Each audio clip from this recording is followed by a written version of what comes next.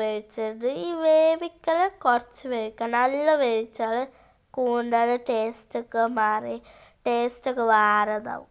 കറിച്ചാൽ ഡബ്ബർ പോലെ പിന്നെ തിന്നാനൊരു സുഖം ഉണ്ടാവില്ല. അപ്പോൾ കുറച്ച് നേരം ഒന്ന് വേവിച്ചെടുക്കണം. അങ്ങനെ ഞങ്ങൾ വേവിച്ചിട്ടിട്ടുണ്ട്. ഓക്കെ, നല്ല രസമുള്ള കനൻ. ഇനി നമുക്കിത് വേറെ പാത്രത്തേക്ക് മാറ്റിയെടുക്കണം. എല്ലാവരും മാറ്റി വെച്ചിട്ട് നമുക്ക് വേറെ പാൻ എടുക്കണം. പാനിലേക്ക് വെളിച്ചെണ്ണ ഒഴിച്ചിട്ട് മസാലപ്പൊടികൾ ചേർക്കണം. മസാലപ്പൊടികൾ മുളക് പൊടി, മഞ്ഞൾപ്പൊടി, ഉപ്പ്, കുരുമുളക് പൊടി. ഈ മസാലകളൊക്കെ ചേർത്ത് നല്ലപോലെ മിക്സ് ചെയ്തെടുക്കണം.